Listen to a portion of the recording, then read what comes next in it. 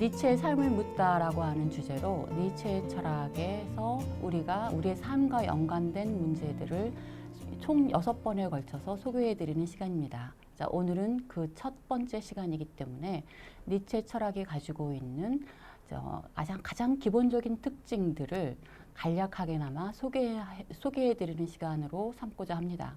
니체 그러면 아주 유명한 니체에 대한 표현이 말해주고 있듯이 현대성과 현대 정신에 대한 고전적인 인물이다라고 하는 평가가 있죠. 그리고 동시에 니체라고 하는 철학자의 주된 어떤 관심사는 건강한 삶에 대한 이제 모색이었어요. 그래서 어떻게 하면 인간을 건강하게 만들고 사회를 건강하게 만들 수 있을까를 철학적으로 모색하는 작업을 합니다. 그래서 현대성으로의 전환점의 역할과 건강한 삶을 모색하는 철학적 기획이라고 하는 두 가지 주제가 한데 어울려 있는 것이 니체의 철학입니다. 근대까지 이어져 온 서양 철학의 플라톤주의를 뒤집어 버리죠. 그 철학적인 대전환을 일으켰기 때문에 니체 스스로도 자신의 철학에 대해서 철학적 다이너마이트다라고도 표현을 했습니다. 자, 철학적 다이너마이트로서의 니체 철학의 파급력은 단순히 철학 영역에만 머물러 있지 않고 현대의 신학, 심리학, 정신분석학, 문학 그리고 그런 어떤 인문이나 사회 철학의 영역을 넘어서 예술에 이르기까지 그 엄청나게 큰 파급력을 행사하고 있죠. 그런 의미에서 단순히 철학에서의 어떤 현대성을 제시해 줬을 뿐만 아니라 우리의 현대의 정신성 일체의 그 토대가 되는 그런 작업을 하고 있었다라고도 볼 수가 있습니다. 그런 의미에서 니체에게서 비로소 철학은 토대학이라고 하는 자신의 어떤 그 원래의 아이덴티티를 충실히 보여줬다고 할 수가 있죠. 니체 스스로 이러한 자신의 철학에 대해서 미래 철학의 서곡이다라고 평가를 하기도 합니다. 미래 철학의 서곡이라고 하는 표현은 니체가 선악의 저편이라고 하는 자신의 책에 대한 부제로 사용했던 것인데요. 단순히 선악의 저편에 대한 그 표현을 넘어서 니체 철학 전체를 잘 설명해주고 있는 표현이라고 할 수가 있습니다. 자, 그런데 니체는 이러한 근대까지의 철학적인 여러 가지 자명성들 그리고 근대까지의 서양에서의 정신적인 어떤 주축이 되어 있던 것들을 뒤집어 버리고 전복시키고 새로운 어떤 관점을 제시하는 그런 작업을 하면서 가장 주안점을 두었던 것이 뭐냐면 어떻게 하면 사람들을 건강하게 만들 수 있을까?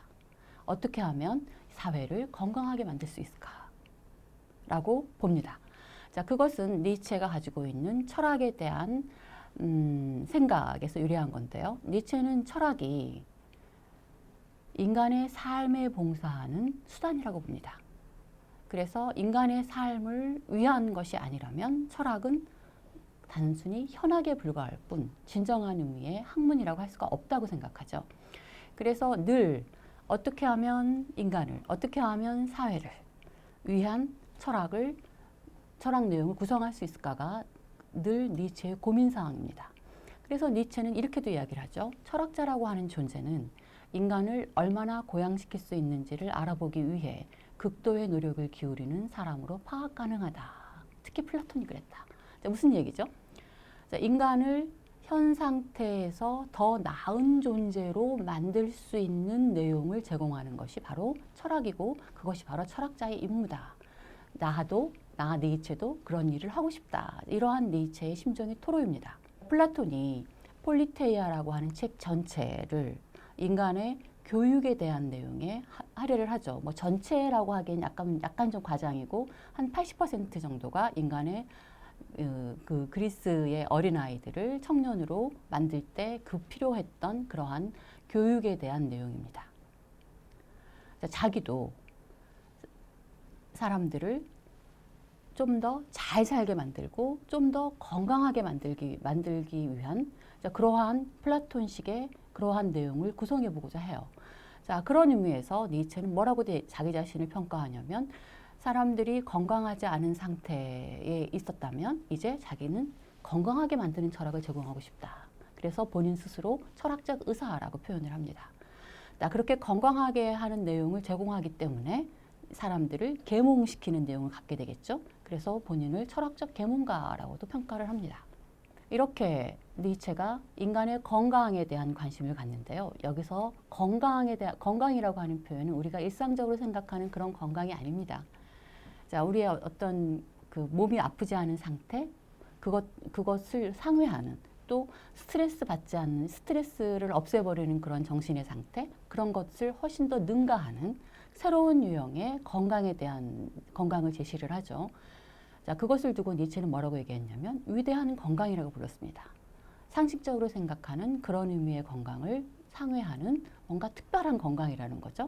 그러한 건강함이 갖추어져야 제일 우리 이렇게 이 사람을 보라라고 하는 이 텍스트에 나오는 첫 번째 줄, 하나의 새로운 목적을 위해서 목적을 추구할 수가 있다라고 하죠. 자, 이 새로운 목적이 뭐냐면 바로 니체, 앞으로 우리 강의 시간이 나오겠지만 위버맨시라고 하는 것입니다. 인간을 위버맨시로 살아갈 수 있게끔 만들어주기 위해서 필요한 것이 건강인데, 이 건강함은 보통 사람들이 생각하는 그런 인류의 건강은 아니다. 자, 그런 이야기죠. 자, 이러한 건강의 내용이 무엇일지는 오늘 얘기 다 하면 나중에 심심해지니까 다음 시간에 하겠습니다. 자, 이러한 건강이 니체가 뭐라고 밑에서 얘기하고 있냐면 끊임없이 획득하는 것이고 또 획득해야만 하는 것이다 라고 얘기합니다. 자, 인간이라면 누구에게나 주어지는 자연적 소요가 아니라는 거죠. 또 누구나가 아주 쉽게 얻을 수 있는 그런 것도 아니고 부단한 노력을 통해서만 얻을 수 있는 그런 것이다. 하지만 그러한 건강을 부단히 추구해야만 비로소 인간은 위버맨시가 될 수 있다. 이런 이야기를 하고 싶은 거죠. 이렇게 해서 니체 철학이 보여주는 근대성으로부터의 현대성으로의 전환, 그렇게 해서 현대 정신의 시작점이라고 하는 특징은 어떻게 하면 인간을 건강하게 만들 수 있는가에 대한 어떤 철학적인 숙고와 더불어서 하나의 거대한 교육 프로그램의 성격을 띠게 됩니다. 철학적 의사이자 철학적 계몽가로서의 니체의 자기 자신에 대한 자화성이 이렇게 해서 결국은 교육적 기획이라고 하는 니체 철학의 특징을 만들어내는 거죠. 이 세 가지가 같이 맞물려 갑니다. 그래서 현대성에 대한 이야기를 할 때 인간의 건강성에 대한 이야기를 하지 않을 수가 없고, 어떻게 하면 인간을 건강하게 교육시킬 수 있겠는가라고 하는 니체의 고민을 같이 포함시키지 않을 수가 없게 됩니다. 이 세 가지는 아주 밀접하게 연관이 돼 있어서 하나를 떼버리면 나머지 두 개가 그것의 고유한 의미를 상실해버리는 그런 관계를 맺고 있어요. 첫 시간이니까 이런 관계에 있다는 걸 일단 유념해 주시기 바랍니다. 이러한 이제 니체 철학의 특징을 만들어내고 구성해가는 방법론이 있어야 되겠죠. 자, 그 어떤 철학이든 늘 고유한 방법론이 있습니다. 니체 철학도 마찬가지죠. 자, 니체가 제시하는 방법론은 방법적 이론론. 그 방법적 이론론에서 선택하는 유일한 설명 원리가 바로 힘의 의지라고 하는 개념입니다. 그래서 니체 철학의 방법론이 무엇이냐라고 물어보게 되면 힘의 의지의 방법적 이론론이다라고도 얘기할 수가 있죠. 이러한 방법적 이론론을 적용을 해서 니체가 자신의 철학을 어떤 식으로 구성하고 싶었는지를 표현하고 있는 유고의 한 글입니다. 뭐라고 제목이 붙어 있냐면 힘의 의지의 형태론이다라고 되어 있죠. 자연과 삶과 우리의 인식과 진리의 문제, 그다음에 종교, 예술, 도덕, 그리고 인류 전체의 문제를 몽땅 다 힘의 의지라고 하는 방법적 개념을 가지고 설명해 보겠다. 이런 내용입니다. 그래서 자연이든 삶이든 진리의지든 종교든 예술이든 도덕이든 인류 전체든 인간의 모든 삶의 문제를 포함해서 이 모든 것들이 다 힘의 의지의 모르폴로기, 형태론의 일환이 되죠. 그러면 힘의 의지 개념을 우리가 잘 이해를 하면 니체 철학의 모든 내용이 어느 정도는 이해가 가능한 구도일 거라고 우리가 예견할 수가 있죠. 네, 실제로 그렇습니다. 힘의 의지의 형태론으로서 구성되는 니체의 철학은 이렇게 해서 인간과 세계에 대한 거대 담론이라고 하는 성격을 띠게 됩니다. 아주 미시적인 분야로만 끝나는 게 아니라 인간에 대한 문제에서부터 자연에 대한 문제, 우주 전체에 대한 문제, 신에 대한 문제에 이르기까지 몽땅 다 힘의 의지 개념으로 설명을 하고, 바로 힘의 의지 개념에서 설명된 바로 그 특징이 니체를 현대성을 정초한 사람이자 현대적인 정신을 선구하는 미래 철학의 서곡으로 만드는 거죠. 구체적으로 철학적 현대성이 무엇이고 건강의 내용이 도대체 무엇인지를 조금만 더 구체적으로 들어가 보도록 하겠습니다. 물론 이제 오늘 첫 시간에 이 많은 내용들을 다 보여드리지는 못할 거고요. 이 철학적 현대성과 건강성의 가장 기본적인 토대가 되는 내용만 설명드리도록 할게요. 철학적 현대성의 첫 번째 내용은 뭐냐면 이원론을 이론론으로 대체해버린 거예요. 여기서 이 이원론은 세계, 이 세계와 저 세계로 일단 이해하시면 될 거예요. 세계를 이 세계와 저편의 세계, 내 세계와 뭐 초월 세계 이렇게도 이해하셔도 되겠죠. 그렇게 이원화시키는 것이 기존의 철학에서는 형이상학적 이원론이라고 혹은 형이상학적 이분법이라고도 불렸습니다. 세계를 이렇게 둘로 나뉘었어요. 그런데 우리가 살아가고 있는 이 세계는 이 세계죠. 우리는 살아가면서는 이 세계를 넘어설 수가 없습니다. 그런데 우리는 이 세계를 설명하기 위해서 저편의 세계를 끌어들여서 설명을 했었어요. 이게 이원론의 구도입니다. 그런데 니체는 뭐라 그러냐면 그런 세계는 하나밖에 없다. 저편의 세계란 없고 우리가 살고 있는 곳이 유일한 세계다. 자, 이렇게 해서 이원론을 이론론으로 바꿉니다. 이원론에서 이론론으로의 이런 전환을 니체는 신은 죽었다라고 하는 표현으로 표명을 했었어요. 자, 두 번째는 절대주의 혹은 절대론을 다원주의 혹은 다원론으로 전환시킨 겁니다. 물론 이것은 우리의 인식에 대한 내용에서도 똑같이 적용이 되죠. 뭐라고요? 하나의 절대적 진리가 있다라고 하는 그런 표현으로. 그런데 니체는 이러한 절대주의적 시각 혹은 절대론을 해체시켜버리죠. 뭐라고 그러면서 하나의 중심은 없다. 중심은 어디에나 있다. 예, 자라투스트라가 했던 유명한 말입니다. 자, 하나의 절대적 중심과 그 외의 나머지가 아니라 중심은 어디에나 있으니까 모든 게 다 동등하게 중요한 거죠. 그 중심성에서 차이가 없습니다. 이러한 표현으로 니체는 절대론을 다원주의 혹은 다원론으로 변화시켜버립니다. 세 번째 철학적 현대성의 특징은 뭐냐면 실체론을 관계론으로 바꾸어버린 거예요. 실체라고 하는 것은 아주 굉장히 중요한 철학적인 개념인데요. 이 실체가 무엇인지에 대해서는 철학자들마다 조금씩 그 규정하는 방식이 다릅니다. 그런데 그 어떻게 규정을 하더라도 변하지 않는 그 어떤 중심되는 내용이 있는데 그것이 뭐냐면 자존성과 자기동일성이에요. 자존성이라고 하는 것은 무슨 뜻이냐면 스스로 존립할 수 있음이란 뜻입니다. 자기동일성은 시간의 흐름에도 변화하지 않고 유지되는 불변하는 그 어떤 것이죠.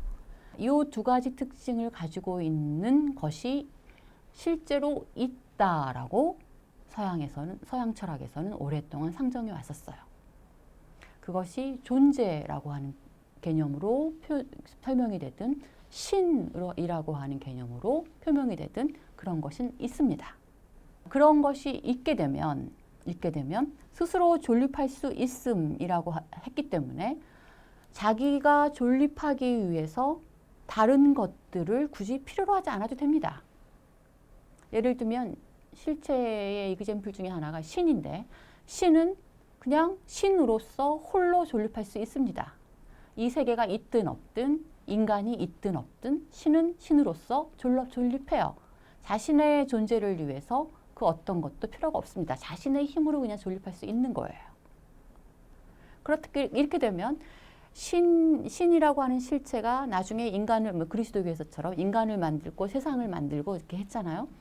그럼 신이 인간과 세상과 관계 맺는 이 관계는 부차적이거나 임의적이에요. 이 관계가 없어도 신은 신으로서 존립합니다. 그렇겠죠? 이러한 의미의 실체가 실제로 있어요. 물론 변하지 않아야 돼요. 신은. 죽으면 안 됩니다. 사멸적인 존재가 되면 신은 더 이상 신이 아니겠죠. 이러한 유형의 실체를 상정했던 것이 서양 철학의 오래된 전통이었습니다. 그런데 니체는 이것을 대고 이 세계는 관계세계다 라고 하면서 그런 실체는 없다라고 그래요. 무슨 얘기냐면 어떤 것이 존립하기 위해서는 그것과 관계 맺는 것들이 꼭 있어야만 하고 이것들과의 관계 맺음이 없으면 그 어떤 것도 없다. 즉 여기에 이 펜과 관계 맺고 있는 나머지 책상, 여기의 손, 그리고 이것을 만들어낸 어떤 공장, 이 등등등등 여러 가지의 그러한 관계들이 같이 힘을 합해서 만들어낸 것이 이거다라는 거죠. 자, 그런 관계를 하나씩 빼봅시다. 자, 공장도 없애고 이것을 사용하는 사용자도 없애버리고 이것을 떠받들어주는 책상도 없애버리고 그러면 이것은 더 이상 이것으로서 존립할 수 없다. 이러한 아이디어입니다. 이렇게 해서 이원론으로부터 이론론으로의 전환, 절대론으로부터 다원론으로의 전환, 그리고 실체론으로부터 관계론으로의 전환. 이러한 세 가지 전환이 철학적 현대성의 모토 가장 기본적인 토대가 됩니다. 이러한 철학적 현대성을 만들어내는 것이 바로 히메이즈라고 하는 방법 개념이겠죠. 이 세 가지 내용을 우리 한 걸음만 더, 두 걸음은 들어가면 안 되고요. 우리 다음 시간부터 차례대로 할 거니까 한 걸음만 더 들어가 보겠습니다. 신은 죽었다라고 하는 명제로 이원론으로부터 이론론으로 대체를 표현했다고 했었죠. 그런데 이 신은 죽었다라고 하는 이 명칭은 아주 많은 의미를 가지고 있습니다. 그래서 뭐 종교적이고 도덕적이고 어떤 정신사적인 의미 여러 가지 것을 가지고 있는데 오늘은 이 첫 번째 의미에만 일단 주목해 보겠습니다. 자, 신은 죽었다라고 하는 이 표현, 자, 전통적 자명성을 전복시킵니다. 신의 위계를 가지고 있었던, 즉 그만큼 절대적인 믿음의 대상이었던 그러한 자명성, 철학적 자명성을 전복시키는 자, 그런 명제인데요. 그 정도의 위계를 가지고 있던 철학에서 그 전통적 자명성의 대표적인 것이 바로 형이상학적 이원론입니다. 형이상학적 이원론 혹은 형이상학적 이분법은 우리가 개념 규정을 해보자면 어떻게 말할 수 있냐면 세계를 존재와 생성 혹은 존재의 세계와 생성의 세계로 둘로 나눕니다. 이원화했죠. 그리고 나서 존재의 세계에 생성의 세계에 대한 존재적인 우위, 인식적인 우위, 가치적인 우위를 부여하는 사유 방식입니다.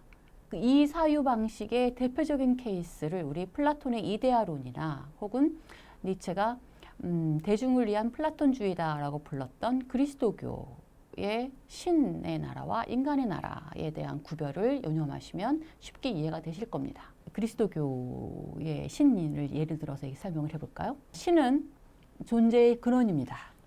우리 인간 그리고 이 세계는 존재의 근원이 만들어낸 파생시킨 그런 거죠.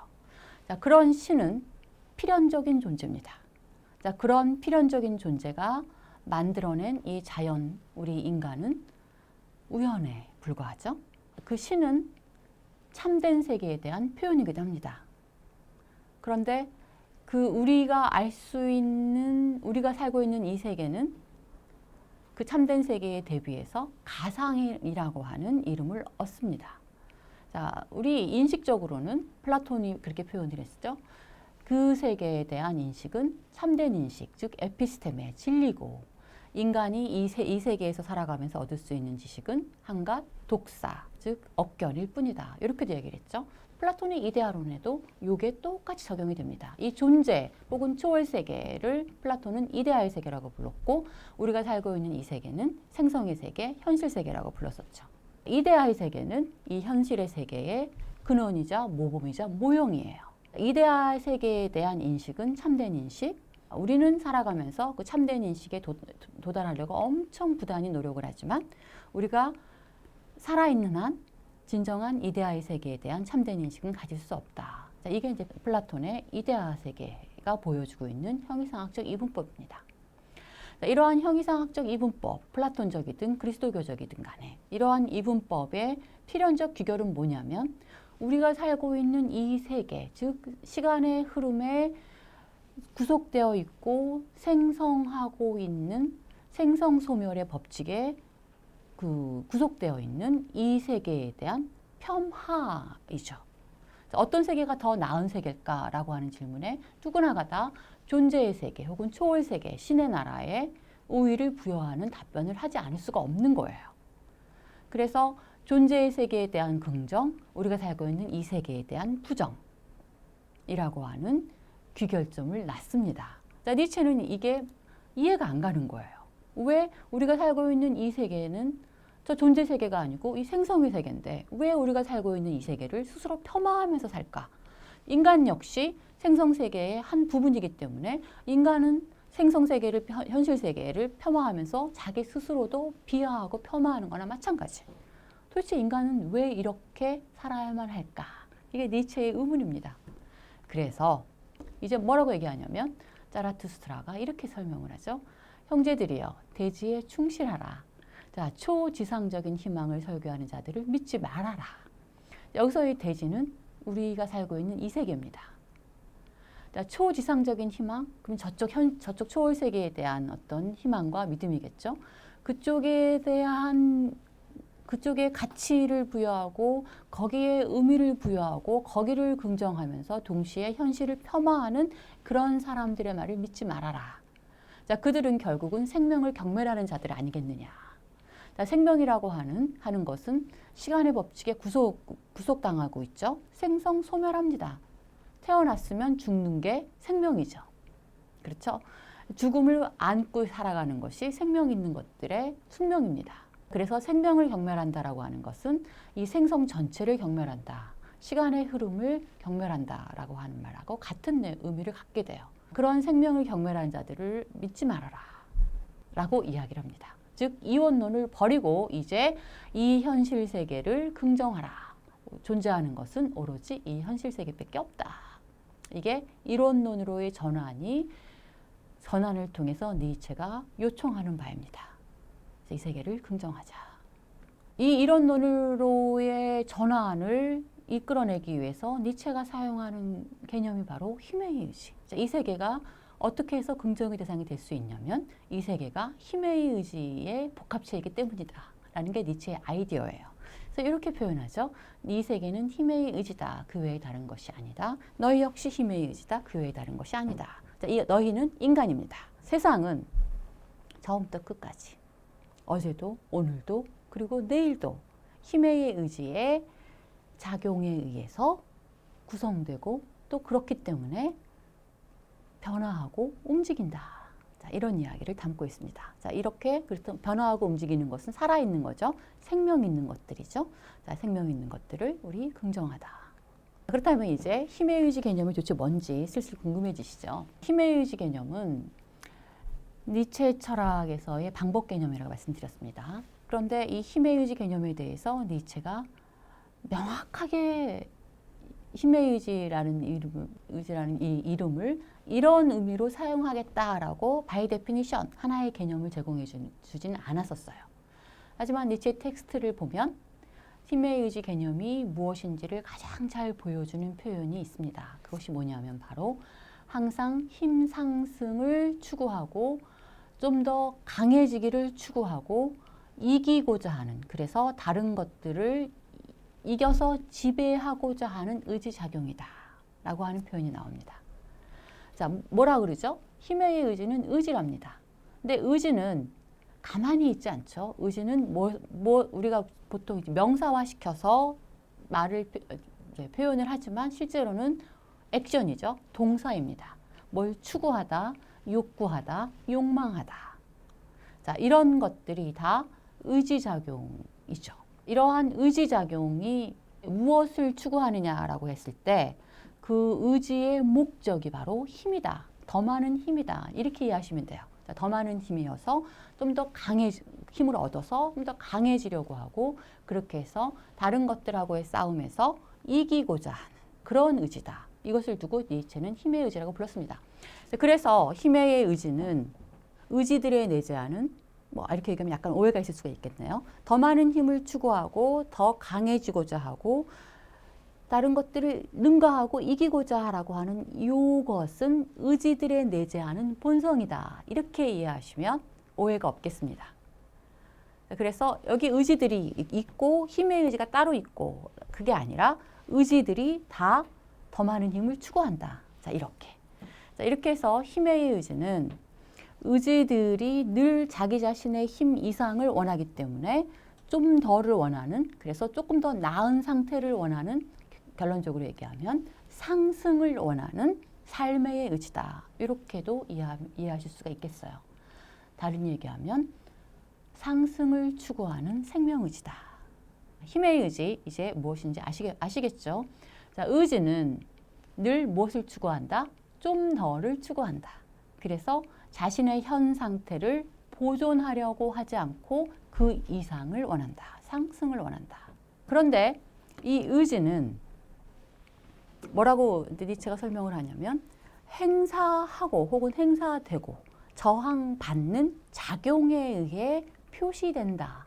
본성상 다른 의지들과의 관계에 근거하고 다른 의지에 대한 작용에 근거한다. 무슨 이야기죠?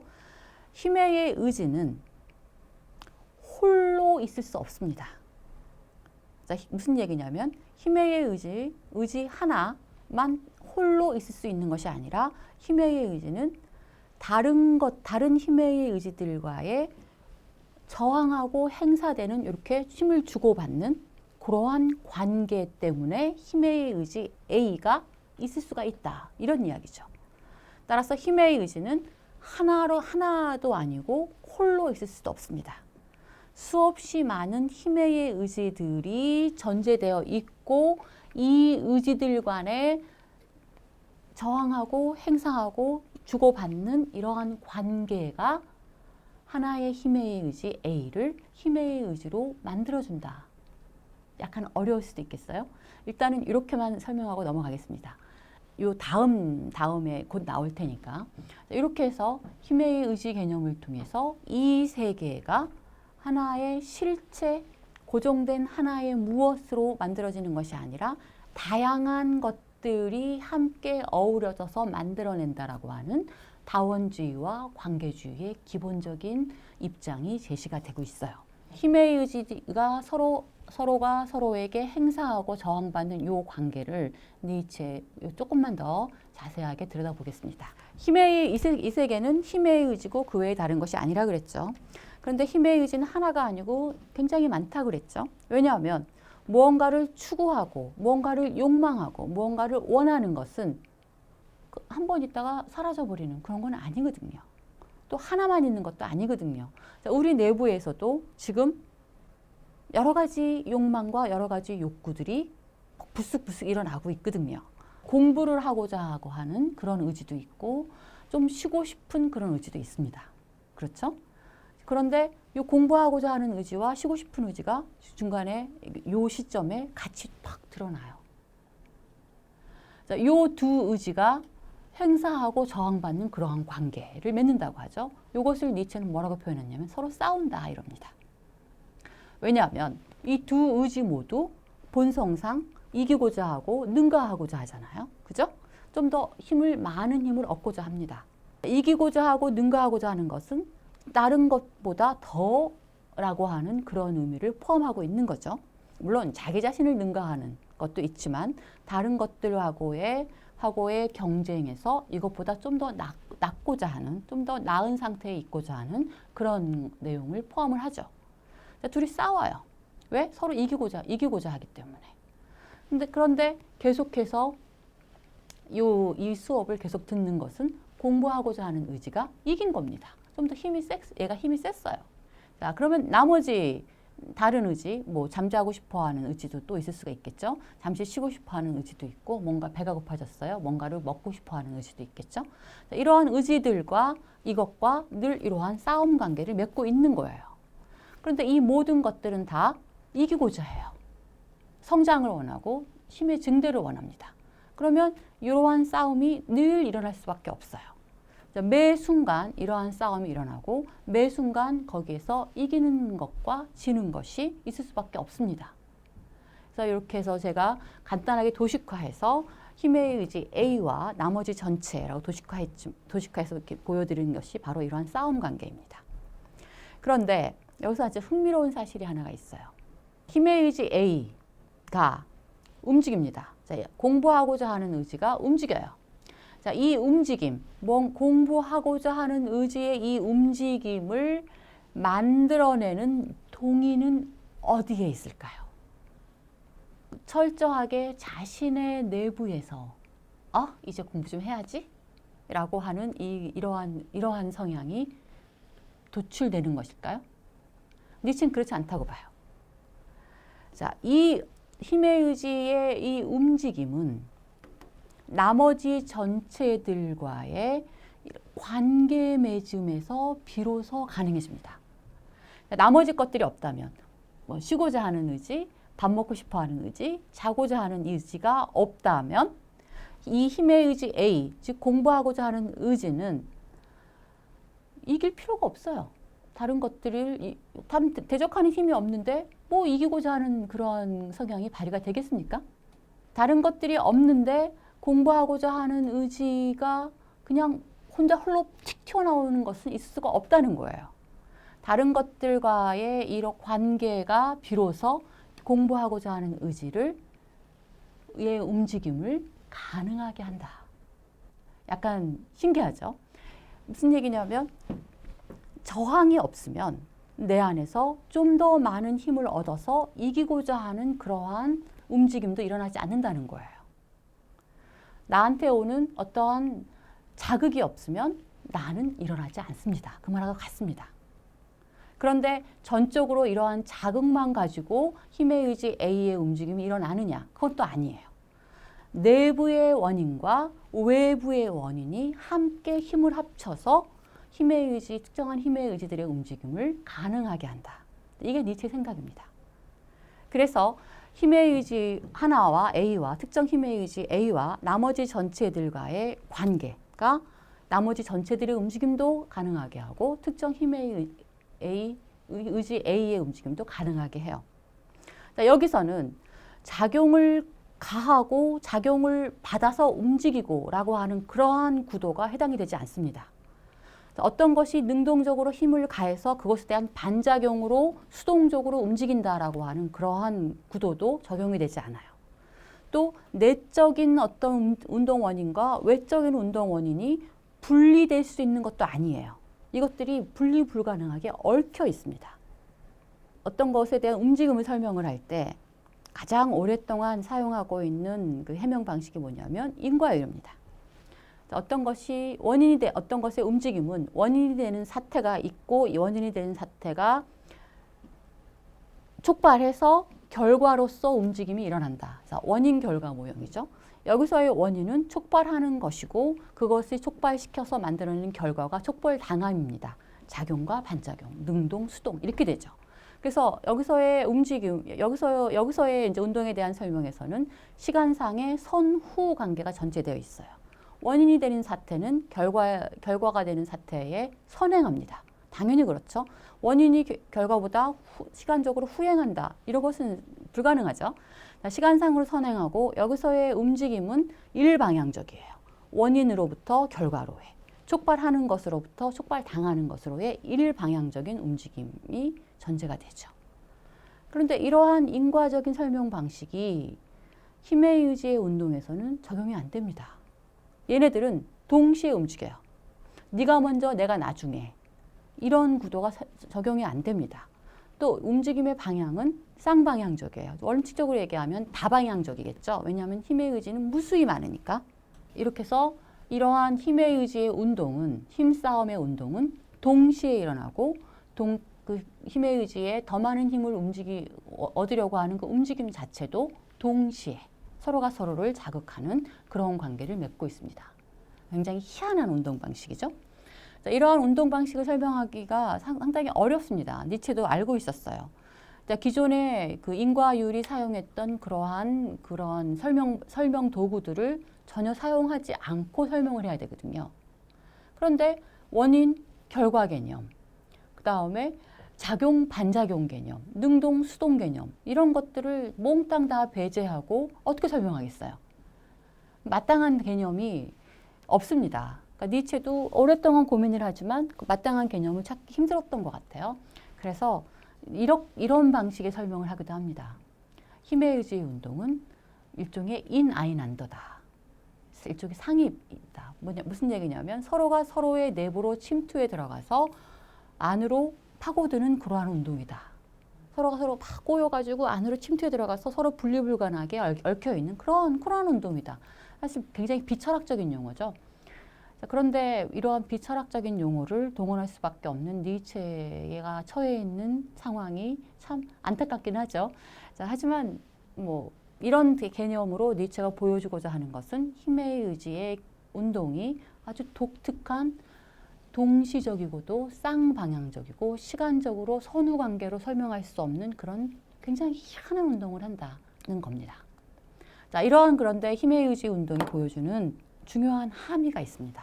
물론 나도 그렇고 이 세계 전체도 그렇고 이러한 관계, 힘의 의지들의 관계로부터 자유로울 수 없고 그 관계가 나를 만들고 세계를 만든다라고 하는 그런 내용, 가장 기본적인 내용이고, 자, 힘의 의지들의 힘싸움 관계, 일종의 긴장 관계죠. 이것들은 각각의 힘의 의지들을 활성화시키는 매우 능동적이고도 창조적인 힘으로 작용한다는 거. 자, 싸움과 긴장이 서로가 서로를 파괴시키는 파괴적 힘이 아니라 굉장히 생산적인 기능을 하는 거죠. 자, 또 하나 중요한 건 뭐냐면 힘의 의지 A의 상승 운동과 힘의 의지 B의 상승 운동은 서로가 서로를 고무시키는 관계라는 거예요. 무슨 얘기냐면 힘의 의지 A의 운동이 더 활발해지려면 힘의 의지 B의 힘이 그만큼 활발하게 움직이고 있어야 돼요.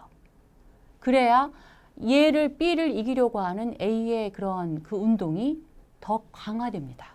만일에 B가 아이고 난 이제 그만할래. 나 이 정도면 됐어. 라고 포기해버리면 힘의 의지는 자기의 힘을 더 많이 갖기를 추구할 이유가 없어요.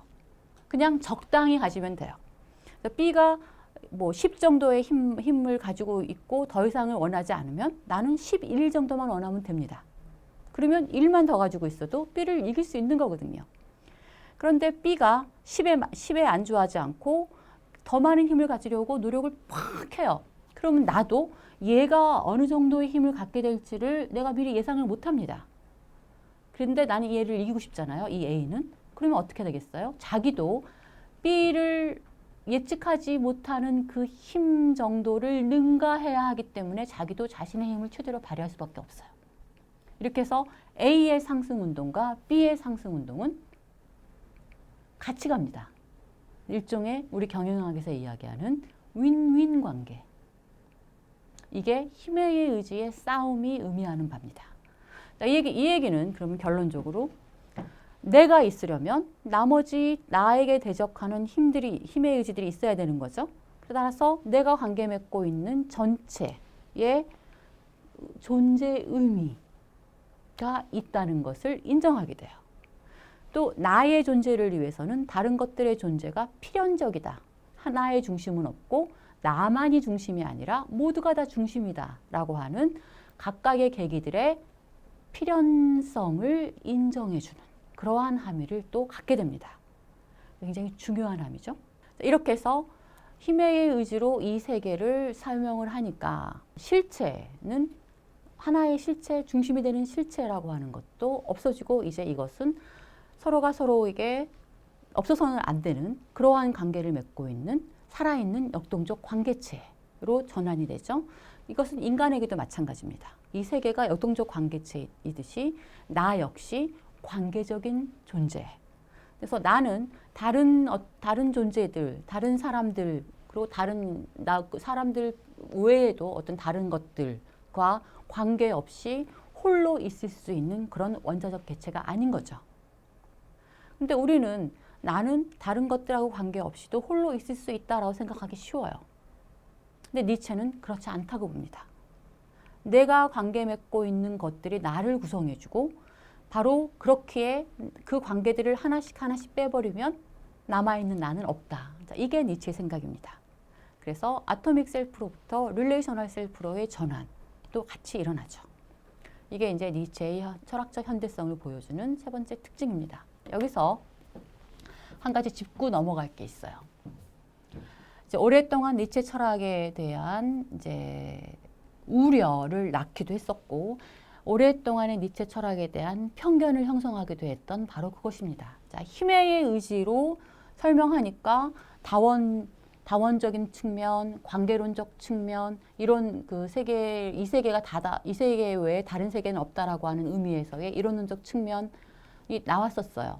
그러고 나니까 또 무슨 얘기가 나왔냐면 이 세계가 관계 세계다라는 것을 인정을 하게 되니까 모든 이 세계에 존재하는 모든 것들의 존재의 의미와 필연성도 인정해야 된다는 얘기까지 나왔습니다. 자, 그런데 힘의 의지에 대해서 무슨 얘기를 니체가 하냐면 포갑적이다. 힘의 의지의 압제, 힘의 의지의 잔인함, 힘의 의지가 무자비하고 그래서 파괴적이고 뭐 이런 식의 표현을 했다는 거죠. 실제로 이런 측면을 보이기도 합니다. 힘의 의지가. 자, 모든 것의 존재의 의미에 대한 인정 이런 것하고는 정반대되는 얼굴이잖아요. 자, 그래서 니체 철학에 대해서 이런 식의 평가가 나오기도 해요. 니체는 두 가지 얼굴을, 즉 야누스 같은 얼굴을 가지고 있어. 하나는 젠틀한 니체, 또 하나는 블러디한 니체. 신사적인 니체, 아주 잔인한 니체, 피를 철철 흘리는 니체, 뭐 이런 식의 표현이죠. 이건 이제 현대 정치 철학자 워렌의 표현입니다. 자, 이렇게 해서 이 블러디한 측면, 힘의 의지가 보여주고 있는 그 블러디한 측면이 있다는 거예요. 그 블러디한 측면이 니체 철학이 곧 아주 폭력적이고 파괴적이고 잔인한 자, 그러한 철학이다라고 하는 그런 니체 철학에 대한 오해를 불러일으켰었거든요. 그런데 이 부분은 우리가 좀 설명을 좀 해야 할 필요성이 있어요. 이게 이러한 표현들을 니체가 등장시킨 거, 포갑이니 압제니 하는 표현들을 등장시킨 맥락이 있습니다. 그게 뭐냐면 힘의 의지의 이기성 때문에 그렇습니다. 자, 힘의 의지는 무척 이기적이에요. 자, 오로지 무엇을 원하냐면 일단 원칙적으로는 더 많은 힘을 원해요. 그래서 강해지기를 원하고 다른 것들하고의 싸움, 경쟁, 그런 갈등에서 이기고자 승자가 되기를 원합니다. 이것에 대한 추구는 맹목적이에요. 자, 그러한 맹목적이고 아주 무조건적인 추구를 니체는 뭐라고 보냐면 이게 힘의 의지의 자연성이다. 가장 자연적이고 가장 정상적인 상태다. 자, 가장 자연적이고 정상적이기 때문에 바로 그런 의미에서 힘의 의지가 건강하다라고 하는 것을 보여주는 거다. 그래서 자연성과 정상성과 건강성이 같은 거죠. 우리 왜 정상성이 왜 건강성이냐라고 의의를 제기하는 분들도 계시겠지만 이렇게 이해하시면 될 것 같아요. 자, 우리의 몸이 건강하다라고 보통 사람들이 이야기를 할 때 그 건강한 상태는 어떤 상태냐면 우리 몸의 여러 가지 기관들이 원래 그래야 하는 방식대로 정상적으로 운행될 때입니다. 이러한 정상적인 운행이 깨지면 뭐가 되냐면 몸에 문제가 생긴 거예요. 몸에 병이 생긴 거예요. 이 정상적인 운행이 이루어진다는 것은 곧 건강한 상태. 니체도 그렇게 생각해요. 힘의 의지의 이기적인 추구는, 힘에 대한 추구는 가장 자연적이고 가장 정상적이고 가장 건강한 상태. 이 가장 자연적이고 정상적이고 건강한 상태에서 힘의 의지는 자신의 이기적인 추구와 동시에 상대를 고려하지 않을 수도 없었어요. 자, 아까 뭐라고 그랬냐면 윈윈 관계를 형성하고 있었다 그랬죠. 상대의 힘의 의지들, 대적하는 힘의 의지들이 있어야 나도 계속해서 힘의 의지 A도 계속해서 움직입니다. 얘네들의 힘이 커지면 커질수록 이기고자 하는 나의 그런 추구도 더 커져요. 더 강해져요. 그래서 진정한 적이 곧 진정한 벗과도 같은. 무슨 얘기냐면 나의 힘의 의지 A의 힘의 추구를 계속해서 이어가려면 대적하는 힘들의 힘의 상승을 같이 촉구하지 않으면 안 되는 거예요. 그렇게 만들어줘야 되는 거예요. 그래서 힘의 의지의 이기성에는 이타성이 구분이 되지 않습니다. 나를 위한 것이 곧 남을 위한 것이 되고 상대를 위한 것이 곧 나를 위한 것이 되기 때문에 이게 힘의 의지의 자연적인 운행 방식입니다. 우리는 이기성과 이타성을 나누어서 분리하는 것에 오랫동안 길들여져 있었기 때문에 문제가 있다고 봐요. 니체는. 그렇게 분리할 필요가 없다고 보죠. 이기적인 것이 가장 이기적인 것이 가장 이타적인 것이다. 그러면 이러한 가장 이기적인 것이 이타적인 것인 이 상태가 깨지면 어떻게 될까요?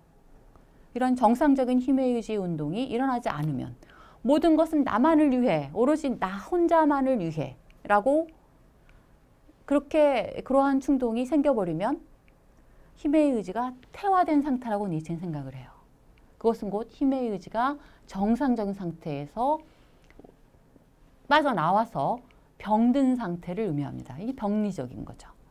그래서 니체는 이제 자연성, 즉 정상성과 병리성, 즉 태화를 구분을 해버립니다. 힘의 의지가 건강할 때, 힘의 의지가 병들었을 때. 좀 전에 얘기했던 폭압, 압제, 잔인, 무자기함, 파괴 이런 것들이 힘의 의지의 정상적인 상태로 표출되는 경우가 있어요. 그럼에도 불구하고 힘의 의지의 정상적인 상태는 처음부터 이 나머지 힘들의 무화와 멸절을 의도하지 않습니다. 만일에 처음부터 무화와 멸절 그리고 힘의 약화를 의도한다면 그것은 병리적 상태에서 추구되는 폭압, 압제, 잔인함, 무자비함, 파괴입니다. 그래서 이 둘을 구분해서 니체의 표현들을 이해하셔야 오해가 없을 것 같아요. 자, 요 건강성과 병리성을 나누는 건 니체 철학에 대한 전반적인 이해를 높이는 데도 굉장히 중요한 포인트예요. 니체는 늘 이 두 가지를 분리해서 생각해요. 인간에게서도 마찬가지죠. 인간이 건강한 상태가 있고 인간이 병이 든 상태가 있어요. 물론 그 내부에 있는 힘의 의지가 건강할 때는 인간도 건강하고 힘의 의지가 병이 들면 인간도 병이 들어요. 자, 그런 상태입니다. 자, 거기에 대한 니체의 표현들이 많은데 대표적인 케이스 주인과 노예. 인간이 주인적이다라고 하는 것은 인간이 건강하다. 즉 힘의 의지가 정상적으로 운행되고 있다에 대한 다른 표현. 인간이 노예적이다라고 한다는 것은 인간의 힘의 의지가 문제가 생겨서 인간이 병이 들었다에 대한 다른 표현입니다. 자라투스트라는 이렇게 말했다 해서는 이것을 이버맨시와 인간 말종과의 대립으로 표현해 주기도 했었어요. 나중에 나올 겁니다. 그렇게 해서 워렌이 제시했던 야누스적인 니체의 두 얼굴, 젠틀 니체, 블러디 니체는 실제로는 니체 철학에서는 건강한 상태와 병리적인 상태로 이해하셔야 옳습니다. 자, 니체가 무엇을 추구하는지는 말하지 않아도 아시겠죠? 건강한 상태. 병리적인 상태를 고쳐서 니체는 인간을, 이 세계를 건강하게 만들고자 했다고 처음에 말씀을 드렸죠. 바로 그 건강한 상태에 대한 표현이 바로 이겁니다. 존재하는 모든 것의 존재의 의미와 필연성을 인정해주는. 있는 것은 아무것도 버릴 것이 없으며 없어도 좋은 것이 하나 없다. 많이 들어보셨죠? 네. 니체는 이것을 디오니소스적 긍정이라고 불렀죠. 이 표현, 존재하는 모든 것에서 더 낫고 덜 낫고 더 중요하고 덜 중요하고 꼭 있어야 하고 없어도 되는 이런 식의 것은 아무것도 없습니다. 하나의 중심은 없고 있는 것 중심은 어디에나 있기 때문에 그렇겠죠. 자, 디오니소스적이라고 하는 표현은 니체가 그 고대 그리스 신화, 디오니소스 신화에서 보여준 신화적 상징성을 철학으로 끌어들여와서 철학적으로 개념화시킨 거죠. 여러 가지 의미가 있고 그것에 대해서는 따로 설명을 드려야 할 정도로 내용이 많기 때문에 그 중에 한 가지 특징이 요 존재하는 모든 것에 대한 존재의 의미와 필연성에 대한 긍정이다라는 점만 말씀드리고 넘어가겠습니다. 이렇게 모든 것에 대한 인정과 긍정과 시인을 할 수 있는 상태에 있는 존재가 바로 건강한 상태에 있는 인간이기도 한 거죠. 이런 내용, 철학적 현대성을 보여주면서 현대정신 전체의 토대를 보여주는 이런 내용이 결국은 건강의 문제와 연결된다라고 하는 것까지 말씀드렸었어요. 이런 건강과 연결되어서 철학적인 건강론이죠. 일종의 그것을 제시하는 니체의 철학은 철학의 각각의 영역에서 다 그 모습이 보여져요. 인식론에서는 관점주의로, 그다음에 우리 존재론에서는 생기존재론이라는 그런 내용으로, 또 윤리학에서는 비도덕주의로, 그리고 예술론에서는 예술생리학으로, 더 나아가서 국가와 법과 정의에 대한 이야기를 할 때는 관계주의적인 입장에서 제시하는 내용으로, 자, 이런 전체의 내용이 제각각 현대의 모든 철학에서 각각 나름의 영향을 행사하는 것입니다. 그런 의미에서 미래 철학의 서곡이죠. 더 나아가서 현대 문화 전체의 어떤 고전이라고도 이야기할 수가 있겠습니다. 건강성 확보를 위한 철학이라는 내용을 조금만 더 추가하겠습니다. 니체가 이 건강이라고 하는 문제를 자기 철학의 과제로 놓고 그 건강이 단순한 육체의 건강, 그리고 뭐 등 따시고 배부르면 건강하지라는 그런 의미의 건강이 아니고 스트레스 없는 상태, 그런 의미의 건강도 아니고 뭔가 굉장히 독특한 의미의 위대한 건강이라고 하는 이야기 말씀드렸었습니다. 니체가 이런 이야기를 하는 이유 중에 하나는 니체의 시대에 대한 진단이었습니다. 니체가 당시 살던 19세기 유럽을 니체는 뭐라고 불렀냐면 생리적인 자기 모순이다라고 불렀습니다. 왜 생리적인 자기 모순이냐면 인간이라면 그리고 모든 사회라면 현 상태를 보다 조금 나은 상태를 지향하는 게 맞다. 굳이 힘의 의지 개념을 끌어들이지 않아도 지금의 상태보다 좀 더 나은 상태를 지향하는 것은 자연적 경향성이기도 하거든요. 니체는 그것을 힘의 의지 개념으로 설명을 했었지만, 그런데 19세기 유럽 사회와 유럽인들을 봤더니 오히려 퇴화, 좀 더 낫지 않은 상태, 좀 더 이상한, 더 약간 문제 있는 상태로 퇴행을 하더라.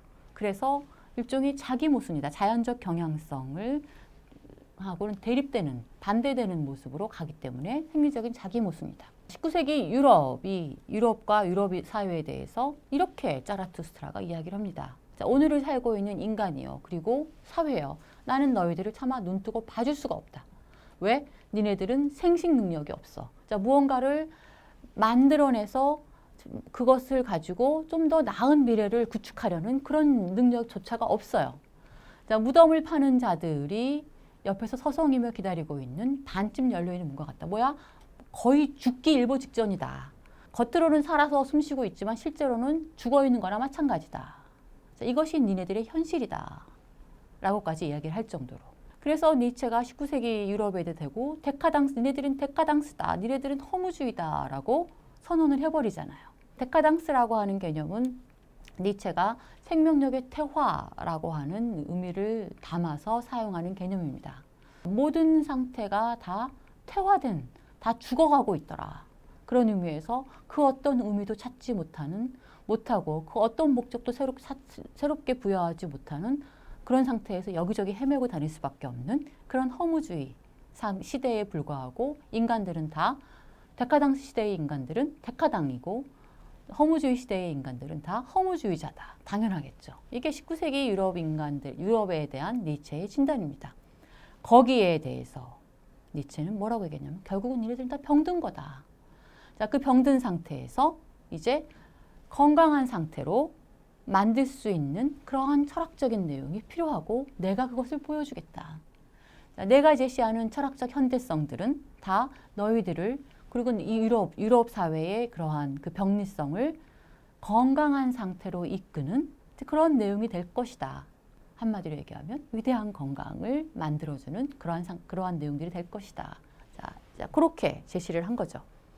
자, 그러면서 뭐라고 얘기하냐면 그런데 유럽 사회가 그 모양 그 꼴, 데카당스이자 허무주의를 보여주고 있는 것은 결국 누가 그렇게 만든 거냐면 사람들이 그렇게 만든 거다. 자, 인간이 병들었기 때문에 사회도 시대도 병든 거다. 그러면 자, 니체의 철학이 시대의 병리성을 건강하게 만들고자 하는 그런 과제를 이행하고자 한다면 결국 뭐부터 시작해야 되냐면 사람을 건강하게 만드는 것부터 시작을 해야 되겠죠. 사람을 건강하게 만들어서 세계를 건강하게 만드는 그런 목적을 가지고 있기 때문에 이제 니체가 인간을 교육시키고자 하는 교육 프로그램을 구동하게 됩니다. 자, 인간을 어떻게 건강하게 만들까 고민하게 되겠죠. 자, 건강한 사람의 대명사가 바로 이버맨시. 이버맨시로 살아가는 존재만이 인간 존재의 의미를 충실하게 구현하면서 살아가고 있는 것이다. 무슨 얘기냐면 인간이 인간으로서 가치가 있고 의미가 있으려면 이버맨시로 살아가야 한다. 그런 뜻입니다.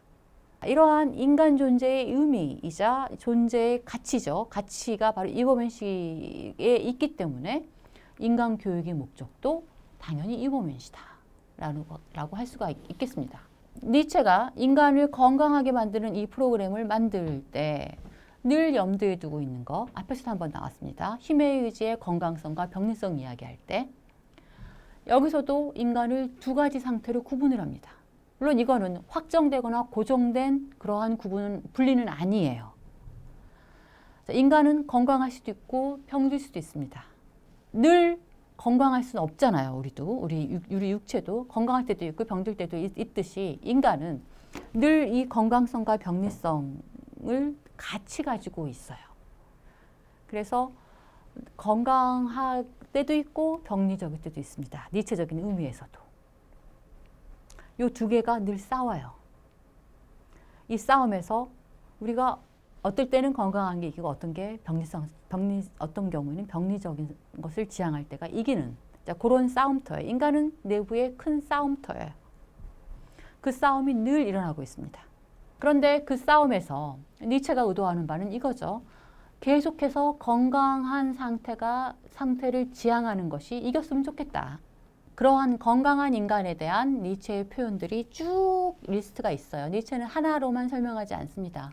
자라투스트라의 시기에는 이버맨시로 표현이 됐었고 그 이후에 도덕의 계보 시대에는 주인 혹은 주권적 개인이라고 표현이 됐었고 그리고 선악의 저편이라고 하는 텍스트에는 주인이나 이버맨시보다는 좀 더 높은 인간 이런 식의 표현이 많이 등장하고 또 고귀한 인간이라고 하는 표현도 많이 등장을 하죠. 선악의 저편에서는. 나중에 가면 유고에서는 정신적 귀족이라고 하는 표현도 등장을 합니다. 다양한 표현들이 등장을 해요. 그것과 대립되는 인간 말종이니 노예니 병리적 개인이니 비천한 인간, 잡것, 천민 이런 식의 표현은 다 인간의 병리적 상태에 대한 표현입니다. 인간을 건강하게 만들고자 하는 니체의 이런 의도는 곳곳에서 드러납니다. 나중에 우리 위대한 정치라고 하는 니체의 프로그램을 설명할 때 다시 한번 나올 텐데요.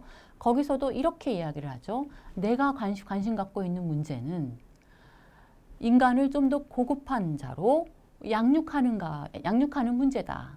따라서 어떠한 위대한 정치라고 하는 표현에서 현실 정치가 어떻게 구현돼야 되고 어떻게 권력을 잡아야 하고 라고 하는 문제를 고민하는 게 아니라 내가 위대한 정치라고 하는 그러한 프로젝트는 교육 프로젝트다. 이런 식의 이야기가 나올 거예요. 이러한 교육 프로젝트로서 인간의 건강성을 염려하는 철학적인 기획을 이끌어가는 이념은 뭐냐면 정신적 귀족주의입니다.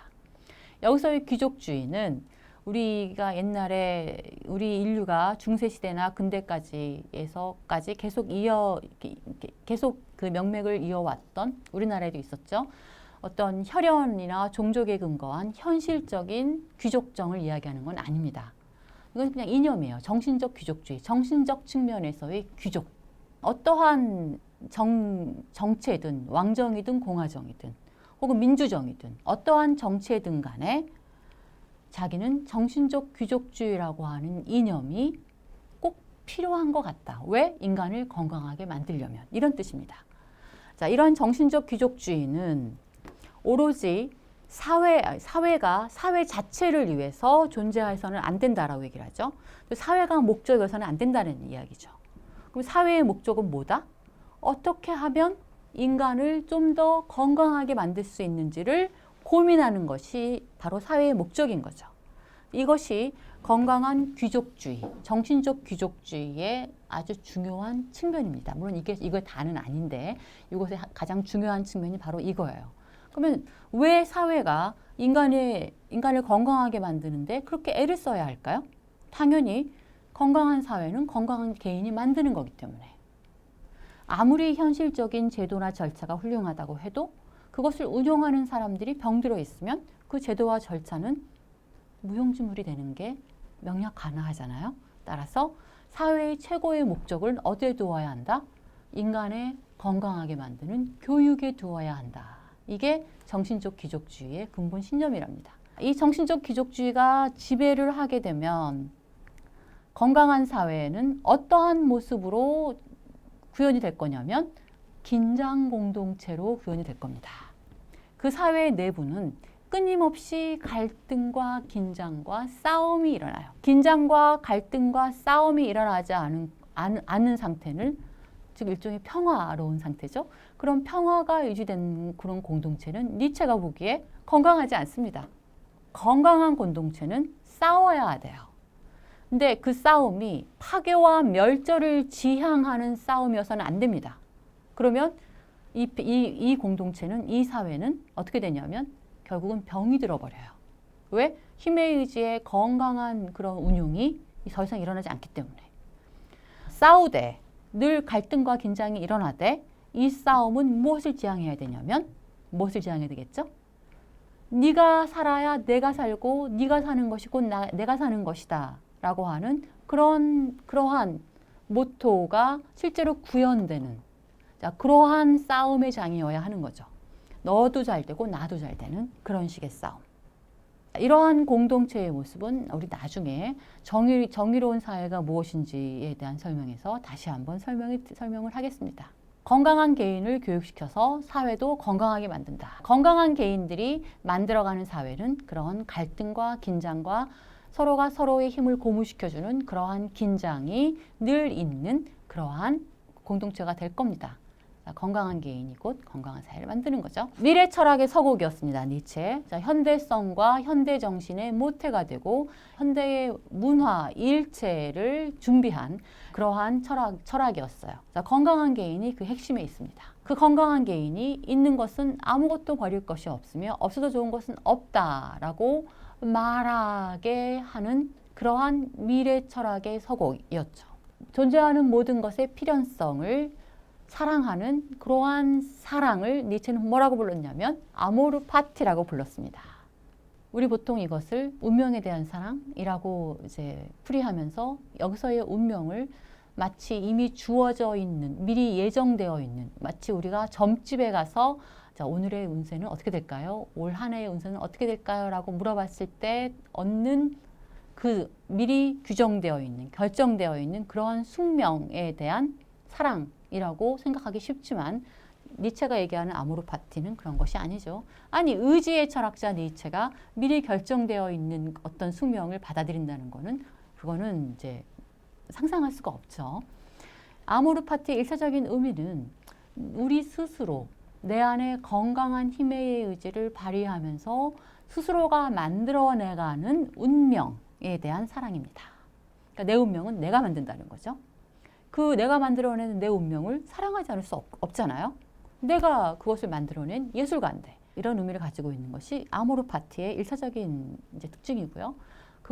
그것에 더 나아가서 니체는 아주 중요한 의미를 하나 더 부여하는데 그것이 뭐냐면 인용문이 보여주듯이 필연성을 존재하는 모든 것의 필연성을 사랑하는 그래서 존재세계 전체에 대한 바로 디오니소스적 긍정에 대한 다른 표현입니다.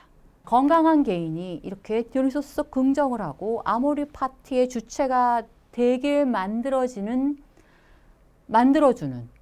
즉 건강한 개인을 이런 상태로 만들 수 있는 그러한 철학이 바로 니체의 철학이고 바로 그러한 철학이 현대성을 예비하는 철학 내용이 되는 그런 구도인 거죠.